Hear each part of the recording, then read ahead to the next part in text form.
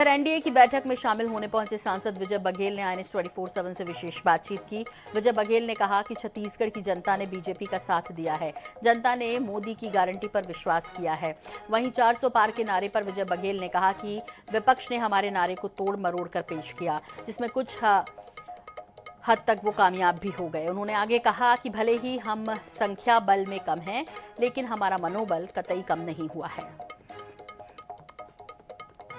विजय बघेल जी हमारे साथ बात करने के लिए मौजूद है। सर, छत्तीसगढ़ में जिस प्रकार के नतीजे देखने को मिलते हुए नजर आए, एक बम्पर जीत कहीं ना कहीं जो है इसे कही जा सकती है, जिस प्रकार के देश के अन्य राज्यों में जो है नतीजे आए। सर, किस प्रकार से इस पूरे नतीजे को आप देख रहे हैं?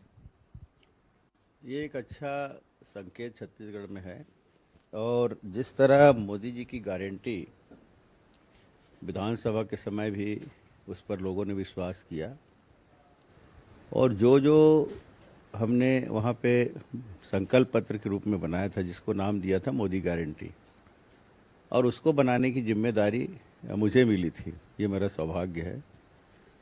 उस पर विश्वास करके छत्तीसगढ़ की जनता ने लगभग 54 सीट देकर वहाँ भारतीय जनता पार्टी की सरकार बनी। माननीय विष्णुदेव साय जी हमारे मुख्यमंत्री बने, सरकार बनी और सरकार बनते ही पहले दिन से ही, शपथ के बाद से ही जितने भी हमारे संकल्प थे, मोदी की गारंटी थी, उस पर पालन करना शुरू किया। चाहे किसानों के हित की बात हो, चाहे गरीब लोगों की बात हो, चाहे हमारे महिला बहनों की बात हो, वो सिलसिलेवार करना शुरू किए। ये जो लोगों के आकांक्षाओं को पूरा करना, अपने संकल्पों को पूरा करना, एक बड़ा काम हुआ और उसके कारण लोकसभा में भी हम 9 थे और 10 सीट हम लोग जीत के आए। ये लोगों का विश्वास और प्रगाढ़ हुआ है छत्तीसगढ़ के। सर, विपक्ष के प्रदर्शन को किस तरीके से देखेंगे? और खासतौर पर कांग्रेस की बात करें, वो ये कह रही है कि जनता ने कहीं ना कहीं जो प्रधानमंत्री की नीतियाँ थी, केंद्र सरकार की नीतियाँ थी, उनको जो है नकारा है।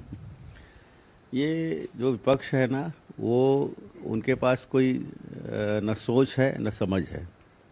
ये लोग सिर्फ बकवास करते हैं। ये जो विदेशी ताकतों के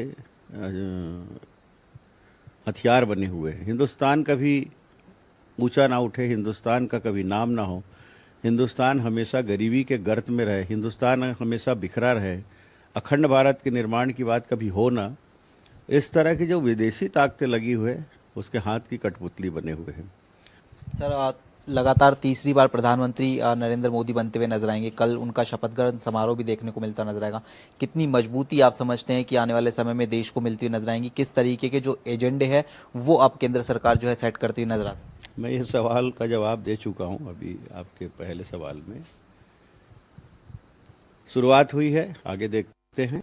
और जिस तरह मोदी जी के कार्यों को आपने भी देखा है, हमने भी देखा है, इस देश ने देखा, इस विश्व ने देखा है, और आगे बढ़ेगा। और जो संकल्प लेकर चल रहे हैं, जो कहते हैं वो करते हैं। कथनी और करनी में अंतर भाजपा का नहीं है, एनडीए का नहीं है, मोदी जी का नहीं है, वो देखने को मिलेगा।